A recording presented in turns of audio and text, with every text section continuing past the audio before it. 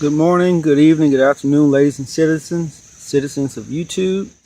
This is Brother Devil. I know it's been a while since I made a video.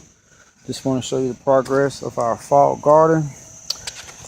We've had some trials. We've had to plant 3 different times in the ground from seeds, and very few came up because the sun was so hot it choked most of it out. We have clay soil here, so once it gets hot, the soil is like bricks.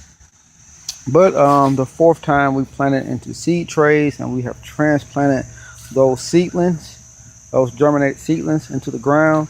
So what we have here is a row of kale. This one started from seed in the ground and has successfully grown up, but the rest of the row, as you can see, is from our 4th planting from the seed trays. Then we have 2 rows of collards back to back. We actually harvested some collards on yesterday, so that's why they looked a little chopped. But you see all the way down the road we have collards. We have very few beans left. They're out of season, but there are a couple beans left on this vine. They'll probably be done within the next 2 weeks. But they did harvest beans, like a Walmart sack full of beans yesterday. We still have some tomatoes that are green, yellow, and red. We have had lots of tomatoes this year. I pruned these trees back to get maximum yield from what's left. But we do have some tomatoes that are left. The okra did exceptionally well.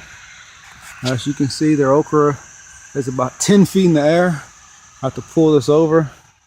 We normally cut our okra between at least anywhere between 3.5 to 6 inches long. If you let this stuff go more than 2 days, the okra will get about 8-9 inches long. It's hard then, but it will get 8-9 inches long. We still have lots of okra left. We planted a row of collard greens down this entire row, so you can see the little seedlings. This row of beans is on its way out as well. That's a couple weeks left. We got some kale in this row, all the way down. That white stuff is diatomaceous earth. We got some red ants right there. This row is another row of kale, all the way down. This row is Swiss chard, as you can see, the bright leaves. This row also has Swiss chard in it. This row is spinach. This row is spinach. And this row is spinach. And then these last 3 rows are kale again, all the way down.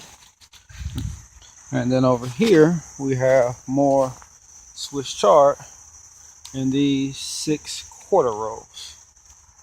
So once again, that white stuff down, when I was digging dirt, hit an ant bed, so I had to put some DE on it.